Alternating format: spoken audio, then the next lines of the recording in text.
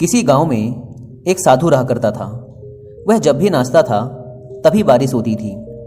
इसलिए गांव के लोगों को जब भी बारिश की ज़रूरत होती तब यह लोग उस साधु के पास जाते और उनसे अनुरोध करते कि वह नाचे, और जब वह नाचने लगते तो बारिश जरूर होती थी। कुछ दिनों बाद 4 लड़के शहर से गांव में घूमने आए। जब उन्हें यह बात पता चली कि किसी साधु के नाचने से बारिश होती है तो उन्हें यकीन नहीं हुआ।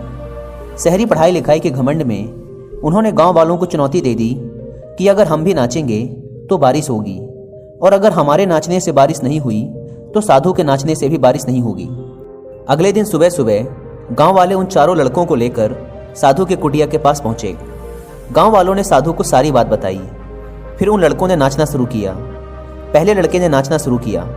आधा घंटा बीत गया। फिर पहला लड़का थक कर बैठ गया, पर बादल नहीं दिखे। कुछ देर बाद दूसरे लड़के ने नाचना शुरू किया, और 1 घंटे बीतते बीतते वह भी थक कर बैठ गया। बाकी दोनों लड़कों ने भी ऐसा ही किया, पर बारिश नहीं हुई। अब साधु की बारी थी। उसने नाचना शुरू किया। 1 घंटा बीत गया, पर बारिश नहीं हुई। साधु फिर भी नहीं रुका, वह नाचता ही रहा। नाचते नाचते 2 घंटे बीत गए, पर बारिश नहीं हुई। 4 घंटे बीत गए, पर बारिश नहीं हुई। लेकिन साधु तो रुकने का नाम ही नहीं ले रहा था। धीरे धीरे शाम ढलने लगी कि तभी बादलों की गड़गड़ाहट सुनाई दी, और थोड़ी देर बाद जोरों की बारिश होने लगी।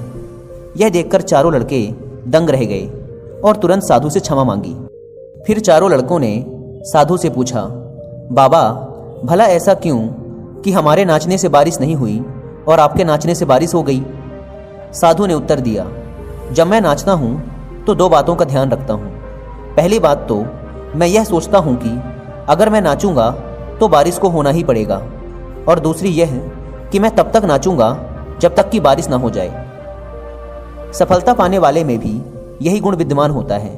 वे जिस काम को भी करते हैं उसमें उन्हें सफल होने का पूरा भरोसा होता है, और वह तब तक उस काम को करते हैं जब तक कि उसमें सफल ना हो जाएं। इसलिए अगर हमें सफलता हासिल करनी है तो इस साधु की तरह ही अपने लक्ष्य को प्राप्त करना होगा।